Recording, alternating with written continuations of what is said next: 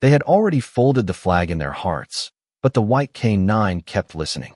At Camp Lejeune, North Carolina, dawn came in pale and cold over the training yard, washing the gravel in a thin silver light that made every breath look like smoke. The Atlantic wind moved low across the base, carrying the scent of salt, diesel, wet grass, and distant rain. Trucks rumbled somewhere beyond the barracks. Boots struck pavement in steady rhythm. A bugle call drifted through the morning like a memory nobody wanted to name. In the middle of the yard stood Ghost, a white German Shepherd K-9 with mud dried along his legs and silence settled deep behind his light blue eyes. His coat, once bright enough to catch the sun, looked dull beneath the gray sky. He did not pull at the leash. He did not bark at the decoy sleeve. He did not even turn when Corporal Mason Reed snapped his fingers beside his ear and said, "Come on, Snowball. Show us something." A few Marines watched from near the fence, arms crossed against the chill, faces tired from early duty and the kind of disappointment men try to hide with jokes. Ghost only stared past them, past the obstacle course, past the line of pine trees trembling at the edge of the field. His gaze fixed on the western hills, where fog sat heavy over the distant training grounds like a curtain drawn over the truth. Captain Ryan Hale stood beside a metal folding table with a clipboard tucked under one arm. He was a square-built man in his early 40s, clean-shaven, disciplined, and practical in the way officers often become after too many hard calls. His uniform was sharp. His eyes were not unkind, but they had learned to close doors. On the table lay Ghost's evaluation file, a yellow folder swollen with reports that all said the same thing in different words. Non-responsive, distracted, unfit for active duty, emotional decline after handler loss. Hale looked at the dog for a long moment, then uncapped a pen. The sound was small, but Ghost's ears moved. Not toward the pen, toward the hills. "That's enough," Hale said quietly. "He's done."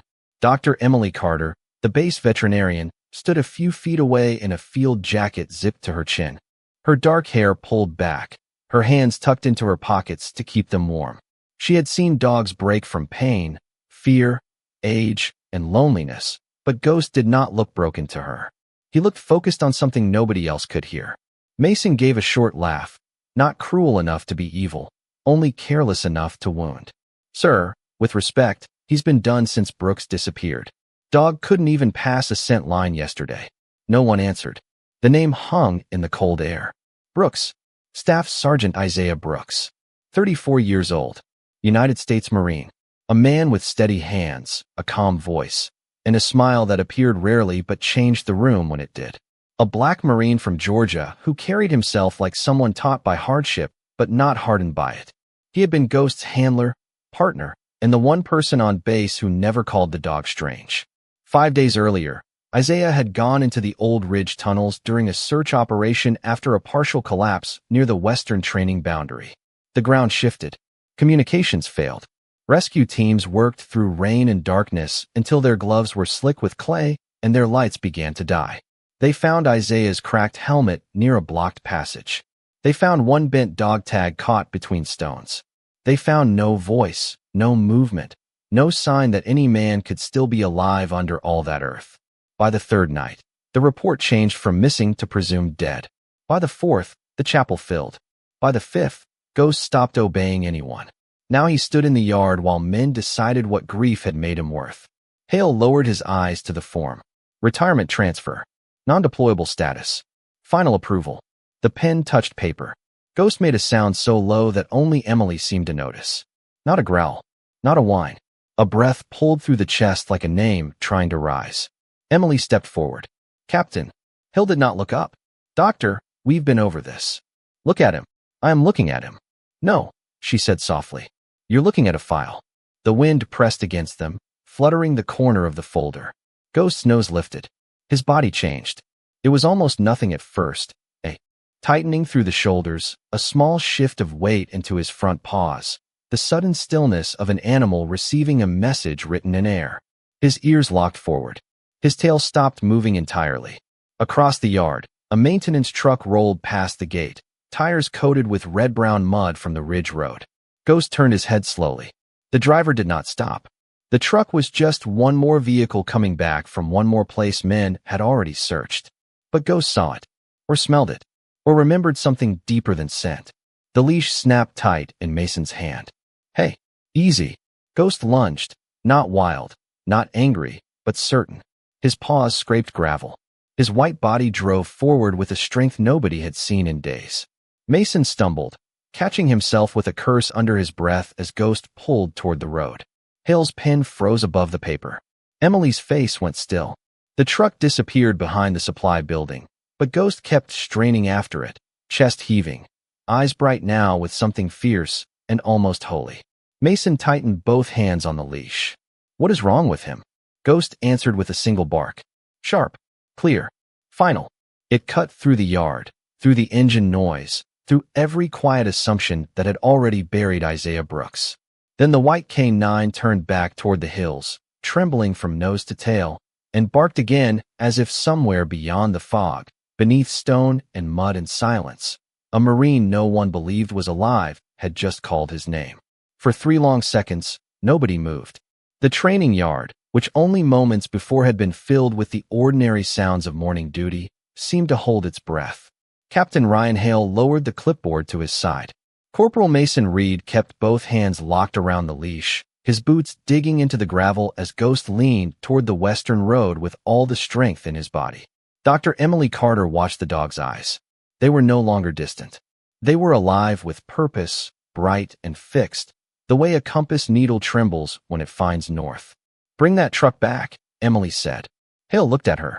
Doctor, bring it back. Her voice did not rise, but something in it made the nearby Marines stop smiling. Hale hesitated only a moment before lifting his radio. Gate 2, this is Hale. Stop the maintenance vehicle that just passed the K9 yard. Have the driver return immediately. Static cracked through the cold air, followed by a confirmation.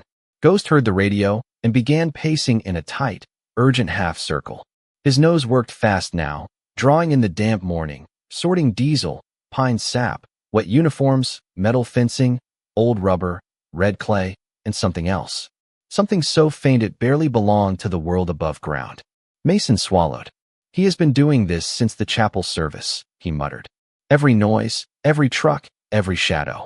It does not mean anything. Emily crouched slowly, not touching Ghost yet, only lowering herself into his space the way Isaiah Brooks used to do. Ghost, she whispered. Show me. At the sound of her gentleness, the dog turned toward her for half a heartbeat. His muzzle was streaked with dirt. A small scar near his left ear showed pale beneath the fur. Then he looked past her again, toward the sound of tires returning. The maintenance truck rolled back through the gate, slow and uncertain, its red-brown tires leaving wet marks across the pavement. The driver, a young civilian contractor named Caleb Dunn, stepped out with both hands visible, confused by the attention. Is there a problem, Captain? Hill did not answer at once. Ghost did. He surged forward so hard, Mason nearly lost the leash. Hold him, Hale ordered. No, Emily said. Let him work. That word changed the air. Work. Not mourn. Not panic. Work. Mason looked to Hale, and Hale gave one tight nod. The leash loosened. Ghost moved low to the ground, not rushing blindly, but following a line nobody else could see. He circled the front bumper, ignored the driver, passed the open door, then stopped beside the rear passenger tire. His body went still. Slowly, he lowered his nose to a clump of dried mud packed into the wheel well. One breath, then another. His ears flattened. A tremor passed through him. Not fear. Recognition. Emily stepped closer. What did this truck carry? Caleb blinked. Tools mostly. Boards. A portable pump. We were clearing runoff near the Ridge access road. Which ridge? Hale asked. Caleb pointed west. Old Tunnel 4 area. But search teams already cleared it. We were told to pull equipment back before the weather comes in. Ghost scraped once at the mud with his paw. Careful at first, then harder. A small piece broke loose and fell onto the pavement. Inside the clay was a torn strip of olive fabric, no bigger than 2 fingers, darkened by rain and earth. Emily picked it up with gloved hands. The cloth was stiff, frayed at the edges, and carried the faint antiseptic smell of a field medical kit. Hill's expression changed, almost too quickly to notice.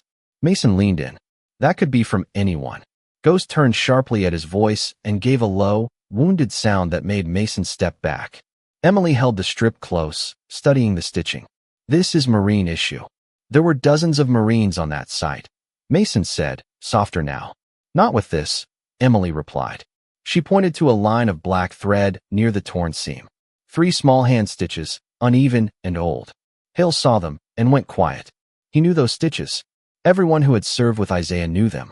Staff Sergeant Brooks had patched the right sleeve of his field jacket himself after snagging it during a training crawl months earlier. He had refused to replace it, saying the jacket had earned its scars honestly. Ghost pressed his nose to the cloth and closed his eyes. For the first time since the chapel service, the dog's breathing steadied. The yard fell silent around him, and in that silence, memory returned like warmth under a door. Isaiah Brooks kneeling in this same yard a year earlier, one hand resting against Ghost's chest, telling a younger handler, "Do not mistake quiet for empty."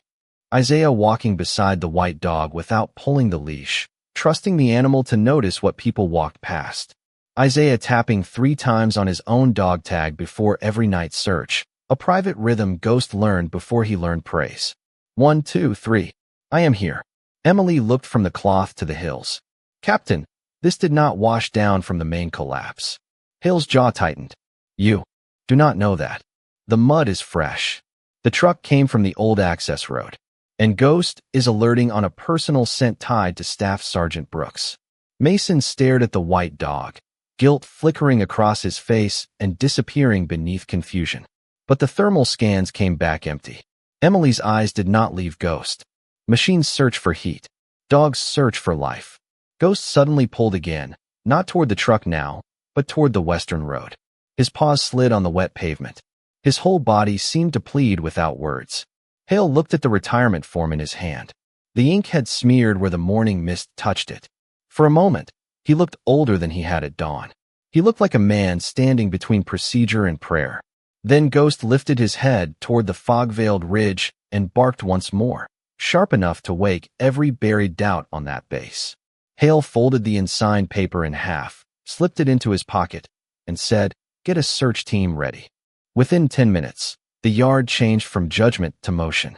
Marines crossed the wet gravel with rescue packs, radios, coils of rope, flashlights, and weatherproof medical bags.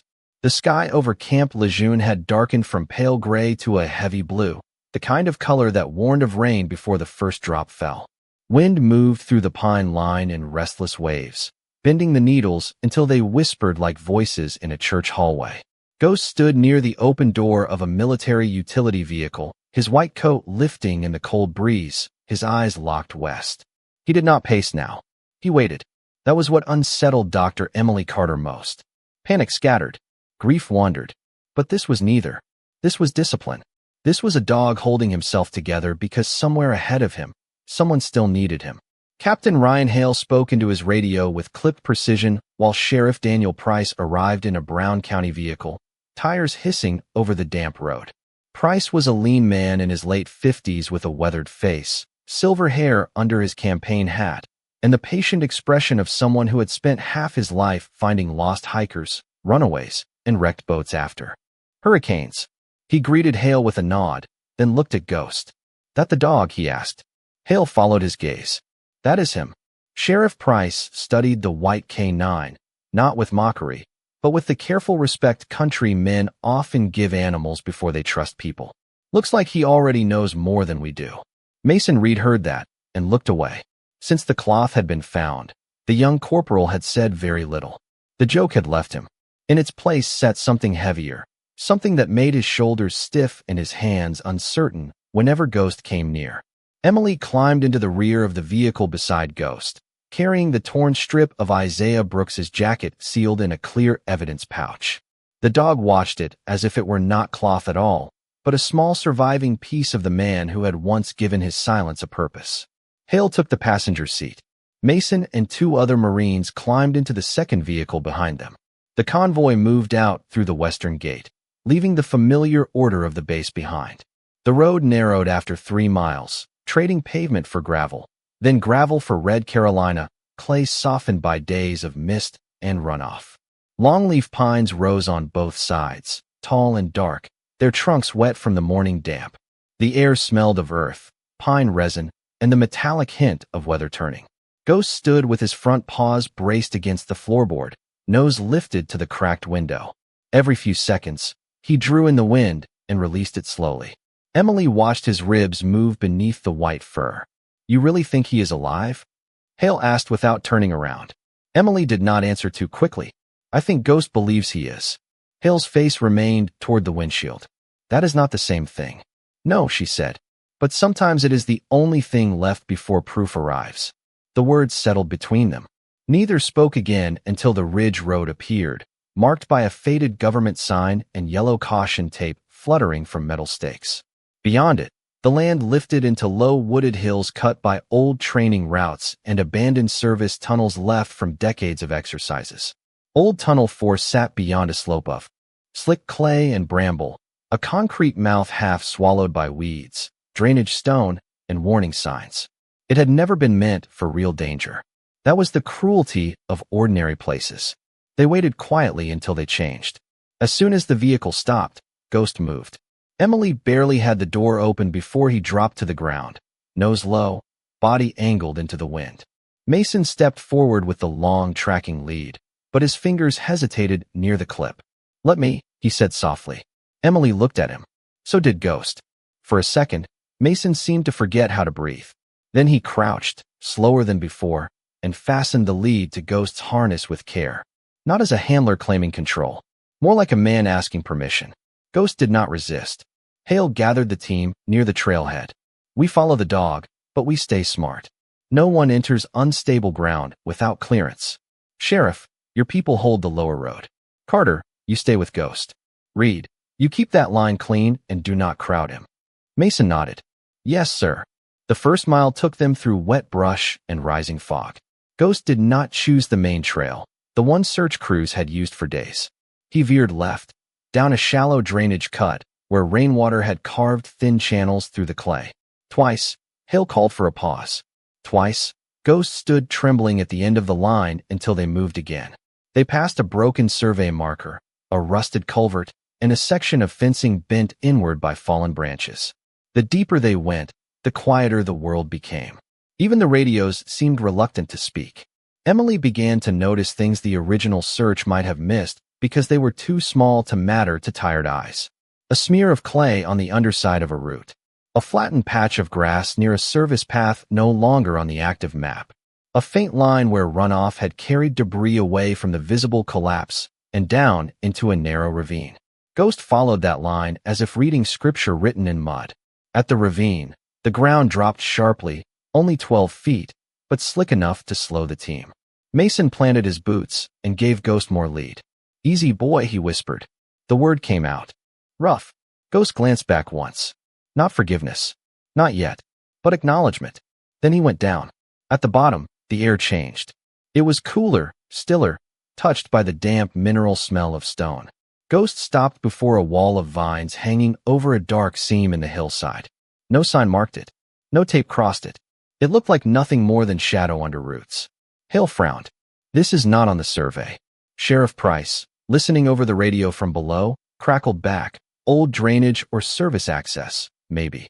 Those hills have more forgotten holes than county records admit." Ghost stepped closer to the vine-covered seam and pressed his nose to the earth. His body went rigid. Emily felt the hairs rise along her arms, though the air was not that cold. Mason swallowed hard. "Is this it?" Ghost lifted one paw and struck the ground once. Then again. Then again. 3 taps. The sound was small, almost swallowed by the fog. But to Emily, it felt like a door opening in the dark. Hale's eyes sharpened. "Ghost." The dog struck the ground 3 more times. Then he froze, ears forward, listening with every inch of his body. The team heard nothing.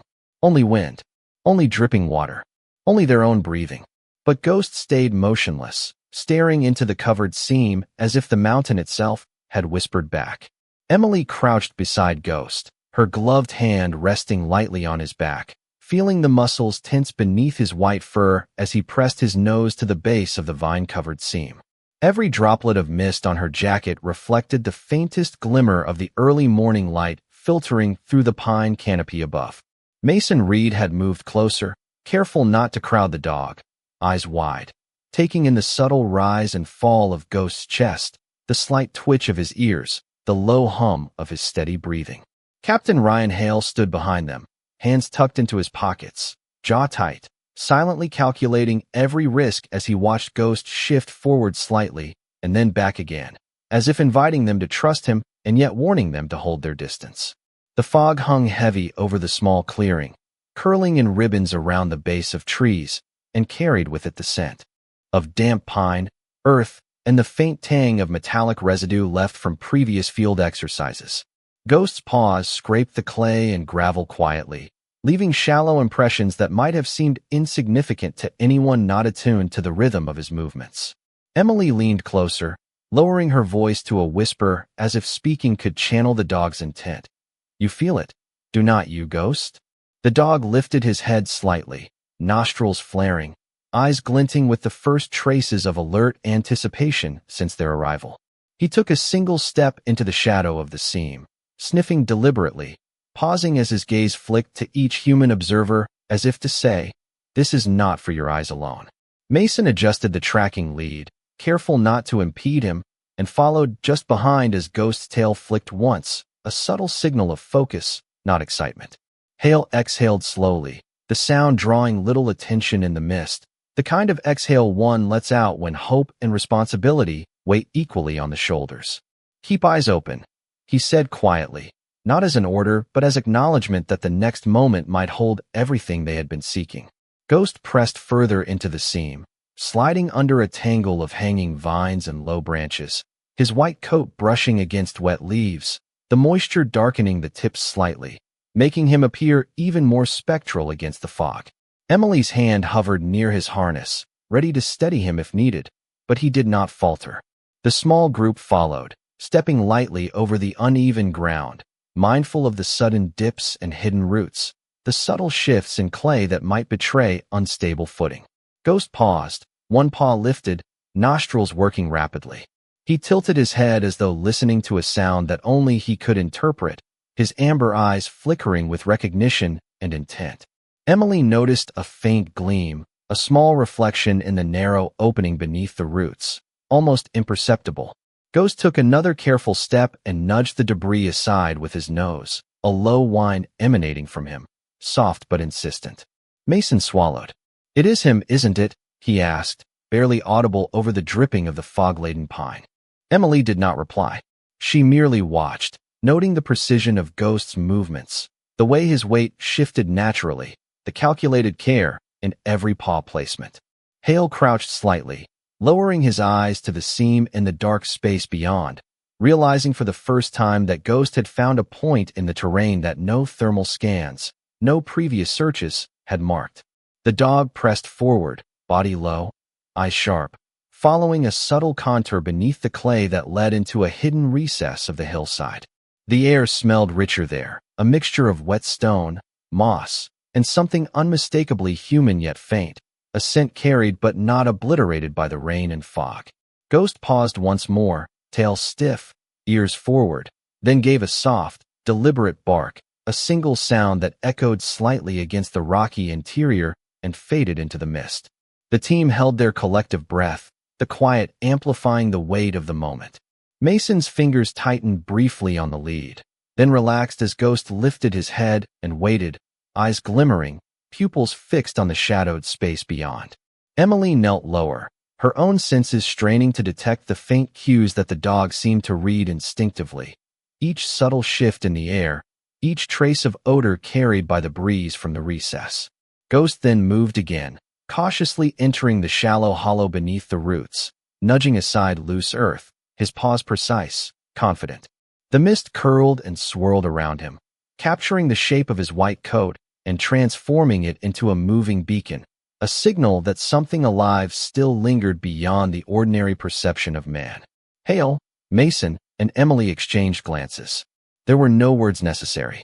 They understood, without speaking, that the path Ghost had chosen, the rhythm of his body, and the intensity in his amber eyes all pointed to a discovery that would redefine every expectation they had held since the first day they had learned Isaiah Brooks was missing.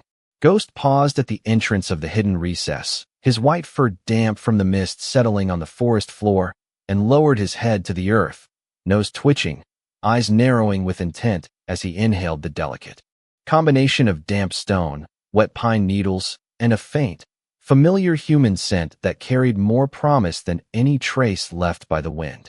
Emily crouched low beside him, her gloved hand hovering just above his back, feeling the subtle vibrations of his muscles working beneath the fur, each breath and motion translating the dog's focus into a language she could understand, though she did not attempt to speak. Mason Reed followed carefully behind, tracking Ghost's movements while keeping the lead loose enough to allow the dog freedom of motion, but taut enough to prevent any misstep, the soft scrape of leather on gravel echoing faintly in the still air.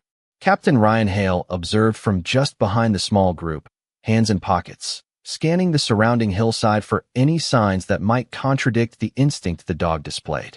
The fog twisted around them, curling like fingers through the pines, dampening sound, muting movement, and heightening the sense that every shift in the landscape carried meaning.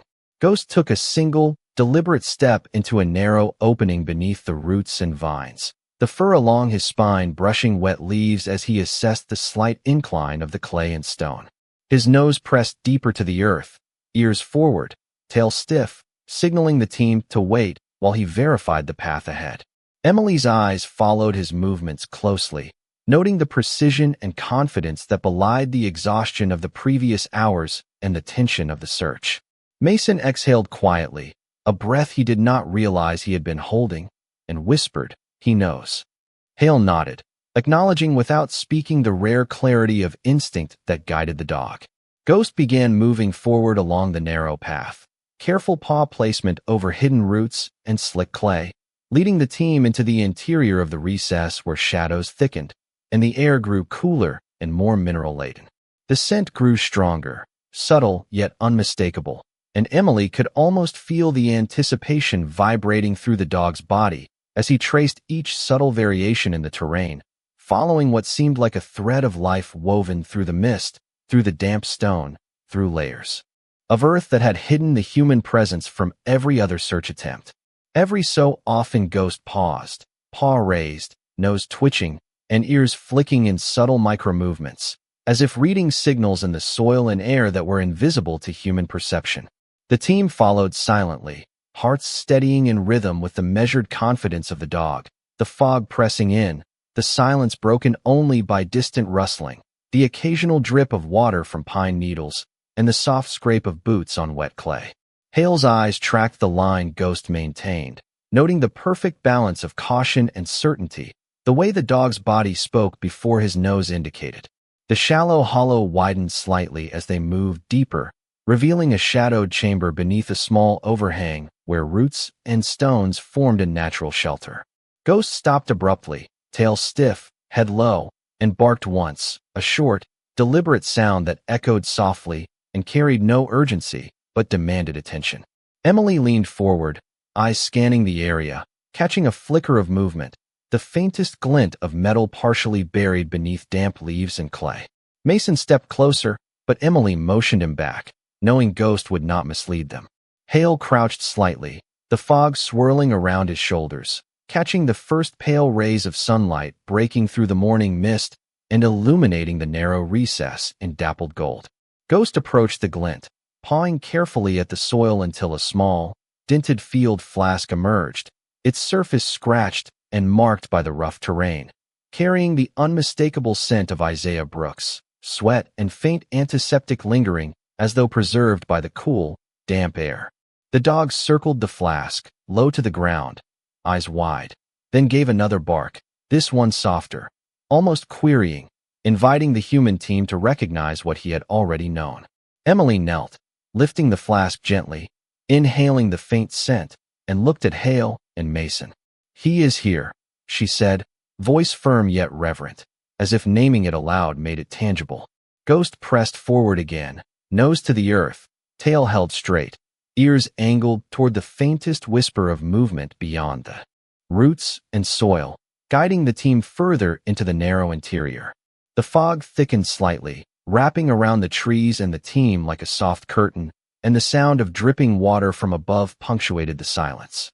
Every few seconds, Ghost lifted his head briefly, eyes flicking toward Emily and Hale, then back into the recess, a living compass pointing them toward the source of life hidden beneath layers of clay, stone, and roots that no machine or human could penetrate alone. The team followed, careful with each step, boots sinking slightly into soft clay, the weight of anticipation pressing on them with every movement, until Ghost paused once more, placed a paw on a slight mound, and gave 3 low, deliberate barks in succession, the signal he had learned from Isaiah long ago, the rhythm of life and recognition that drew the team's hearts taut with a mixture of relief and hope. Emily leaned forward, listening, the subtle vibrations through the ground translating into a certainty she could feel in her chest. Mason's hand tightened once more on the lead, not in control, but in acknowledgement of Ghost's unwavering direction. Hale exhaled slowly, his eyes fixed on the mound, the morning light breaking through the fog, illuminating a scene that had been hidden and waiting to be discovered, a moment poised between possibility and certainty, and Ghost stood, head low, tail still, every muscle alert, guiding them to the presence of Isaiah Brooks with a focus and faith that transcended any doubt.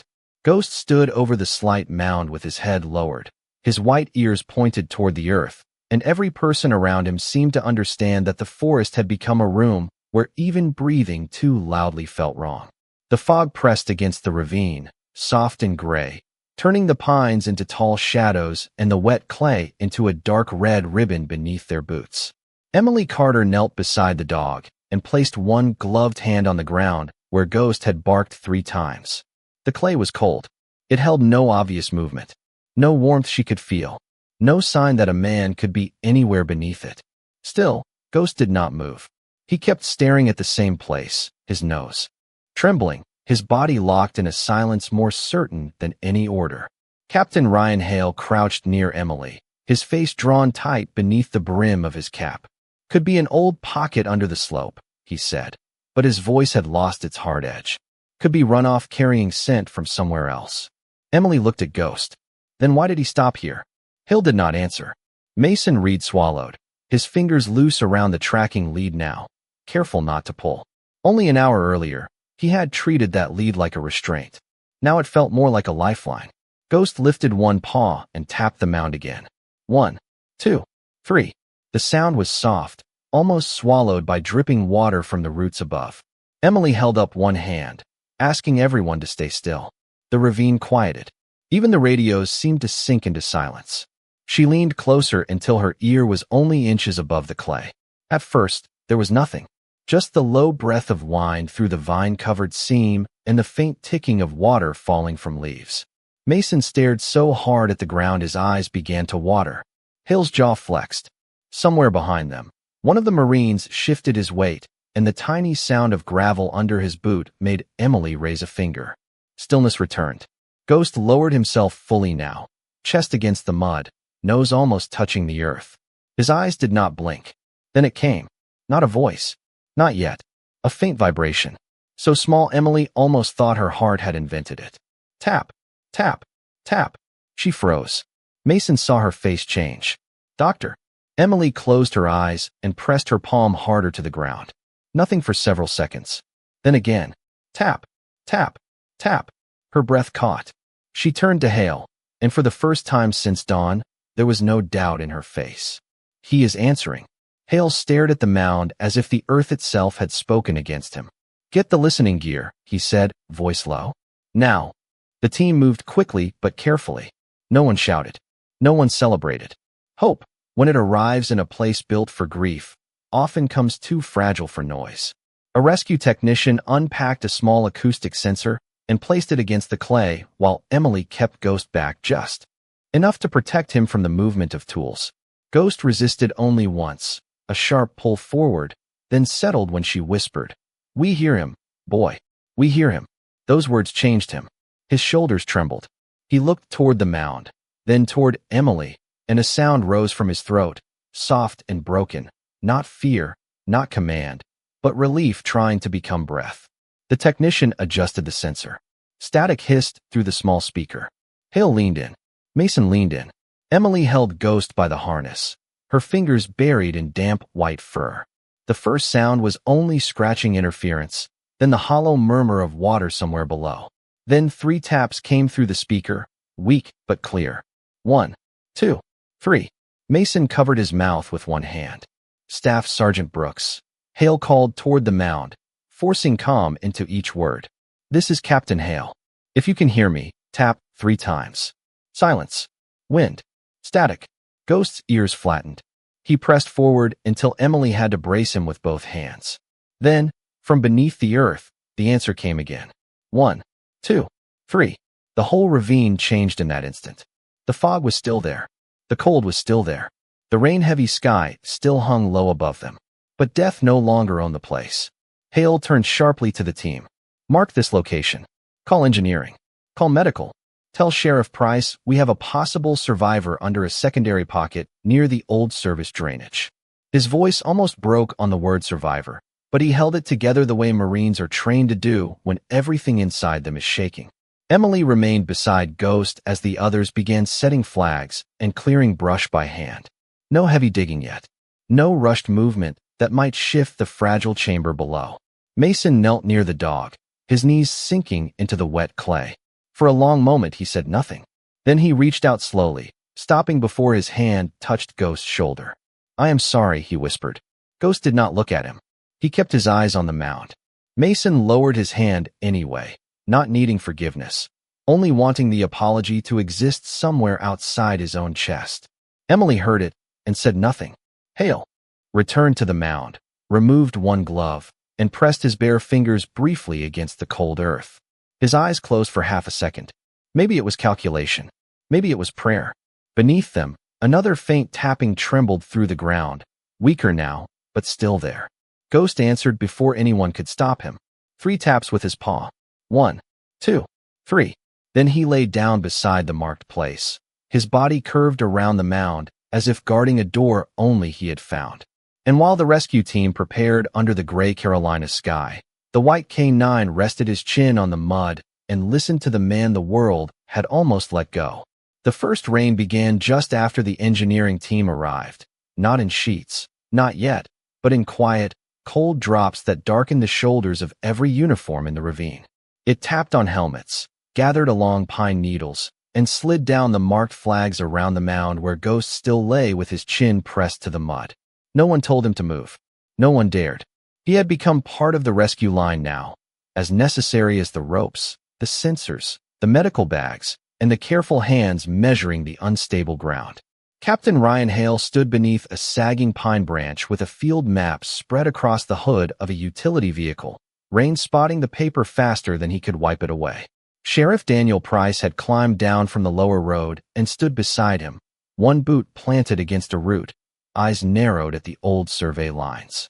This drainage does not show on your current map, Price said. County records mention something from the 1960s. A maintenance crawl space, maybe. Narrow. Forgotten. Hill looked toward the mound. Can a man survive in it? Price did not answer quickly. He had lived long enough to know that hope should not be promised too cheaply. If there is air, he said at last. If he found a pocket. If the rain did not seal him in. Those ifs hung heavier than the weather. Emily Carter heard them from where she knelt beside Ghost. She had wrapped a thermal blanket over the dog's back, but he had shrugged most of it off, unwilling to let anything dull his senses. Mud streaked his white legs. His paws were sore from scraping clay and stone, but his eyes remained fixed on the marked earth. Every few minutes, the acoustic sensor carried a faint answer from below. 3 taps, sometimes strong enough to lift every head.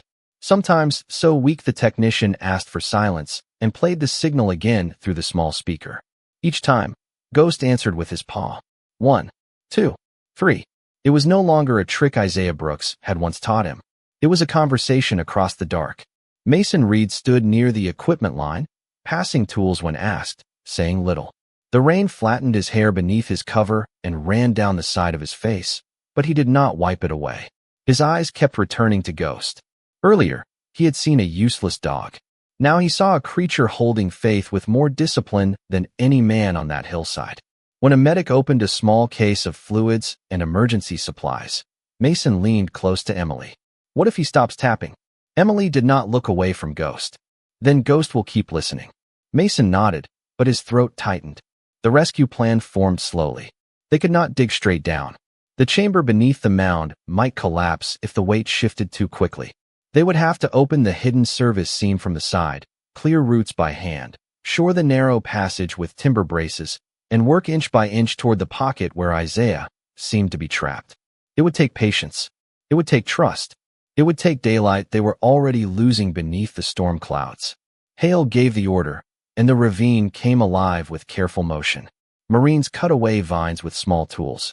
Engineers placed support boards under the overhang. Sheriff Price marked the old drainage angle with orange tape. No machine roared. No dramatic blast shattered the hillside. Only hands. Gloved hands moving clay. Hands carrying boards. Hands holding flashlights. Hands making space for a life that had nearly disappeared between reports and weather and doubt. Ghost watched it all, silent except when the tapping came. Then he answered. After the first hour, the side opening widened enough for a camera probe. The technician slid the flexible lens into the dark. Meanwhile, Emily held a light, and Hale crouched nearby. The small screen flickered with mud, roots, stone, then a narrow passage sloping inward. Water beaded on the lens. Static lines broke the image. Slow, Hale said. Keep it high. The probe moved another foot. Then another. Ghost suddenly stood, the blanket falling from his shoulders. His ears snapped forward. Emily felt the change before the screen revealed anything. Stop, she whispered. The technician froze.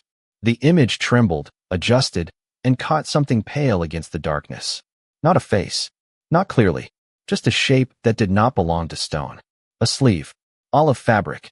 A strip of reflective tape dulled by clay. Mason made a sound he tried to swallow. Hale leaned closer to the screen, rain dripping from the brim of his cap.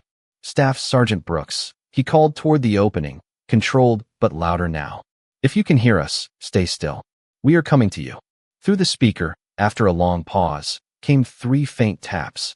Ghost stepped forward until Emily had both hands on his harness. He did not pull wildly. He simply leaned toward the opening as if his whole body had become a promise. The engineers began again, slower now, every movement watched by Hale, every brace checked twice. The rain strengthened, ticking harder against leaves and helmets, but no one left the ravine. No one joked. No one complained. Even Mason, soaked and shivering, kept passing boards into the line with quiet urgency. Once, when Ghost's paw slipped slightly in the mud, Mason knelt beside him and placed a folded towel under his front legs. Ghost glanced at him, and Mason lowered his eyes. You keep listening, he murmured. I will keep up. The dog turned back to the opening. Another hour passed. The seam widened to the size of a small doorway, dark and wet, and breathing cold air from within the hill. A medic moved closer. Emily checked Ghost's paws, dabbing mud away from the raw edges with gentle fingers. Ghost tolerated it for only a moment before lifting his head sharply. From inside the passage came a sound different from tapping. Weak, rough, human. Hale raised his hand, and the ravine fell still. The sound came again, barely shaped into words, carried through stone and rain and the narrow mercy of an old forgotten tunnel. Ghost! The dog's body trembled once. Then he gave a soft bark that broke something open in every person who heard it. Emily closed her eyes. Mason covered his face. Hale turned away for half a breath, then turned back as the team moved with renewed care. Because beneath that Carolina hillside, beyond maps and machines, and all the certainty of men, Isaiah Brooks had spoken the name of the only soul who never stopped believing he was still there. For one breathless moment after Isaiah spoke, the ravine forgot the rain. No one moved. No one even seemed willing to blink.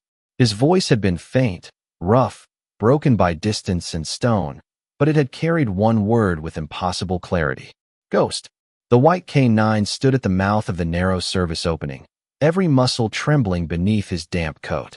Emily Carter held his harness with both hands, not to restrain him from danger alone, but to keep him from rushing into a passage too tight and unstable for his body.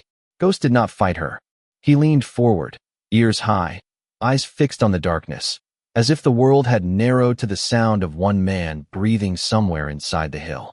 Captain Ryan Hale dropped to one knee near the opening. Rain ran from the brim of his cap and down his cheek, but he did not wipe it away. "Staff Sergeant Brooks," he called, keeping his voice steady. "This is Captain Hale. Stay with us. We have visual contact through the probe. We are opening the passage from your side." A pause followed. The speaker crackled with soft static. Then came 3 faint taps. 1, 2, 3. Ghost answered with one paw against the mud. 1, 2, 3. Mason Reed stood behind Emily with a flashlight in one hand and a folded rescue blanket in the other. The beam shook slightly, and when he noticed, he tightened his grip until it steadied. He had never felt so young. He had worn the uniform with pride, had repeated the right words, had learned to stand straight and speak sharp, but now, watching a dog keep faith across dirt and stone, Mason understood that loyalty was not loud. It did not need witnesses. It did not need applause. It stayed when staying hurt. The engineers widened the opening inch by inch. Timber braces slid into place. Mud was moved in buckets, passed hand to hand down the line. The passage breathed cold air into the ravine, carrying the mineral scent of wet stone, old roots, and something human beneath it, weak but present. Ghost raised his nose each time that air reached him, and Emily could feel his heartbeat through the harness. It was fast, determined, alive with fear and hope woven so tightly together they could no longer be separated.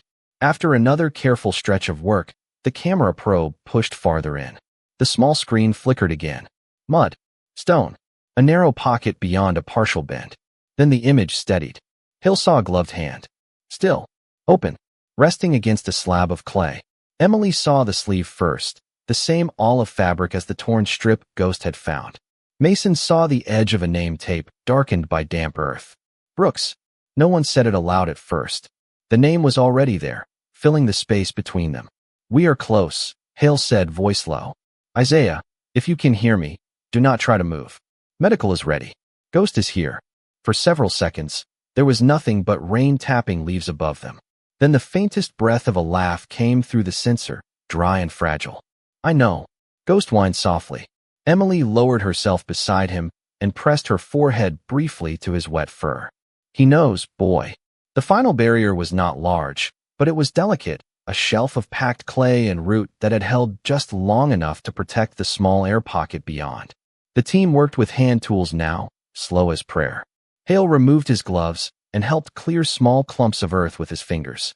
Sheriff Price held a light from behind. Mason passed braces forward before anyone had to ask. Every sound mattered. Every creak made them pause.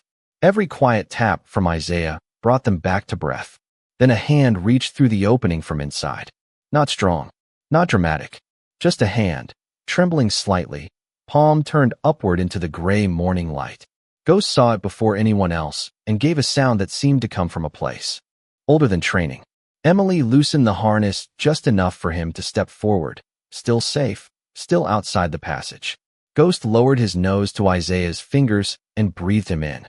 The hand moved, barely, brushing the white fur at the edge of Ghost's muzzle. Hale bowed his head for half a second, then turned to the medics. "Bring him out slow." The rescue took care, patience, and hands that knew the value of gentleness. Isaiah Brooks emerged from the service, seemed wrapped in mud, cold, exhausted, and blinking against the daylight as though the sky had become something holy. The medics supported him onto a stretcher, speaking softly, checking his breathing, covering him with warm blankets. His face was drawn and tired, but his eyes opened when Ghost pushed forward. Emily stepped aside. No one stopped the dog now. Ghost placed his front paws carefully beside the stretcher, lowered his head, and pressed his forehead against Isaiah's chest. Isaiah's hand rose with effort and settled between Ghost's ears. "Good boy," he whispered, each word thin but real. "You heard me." Ghost closed his eyes.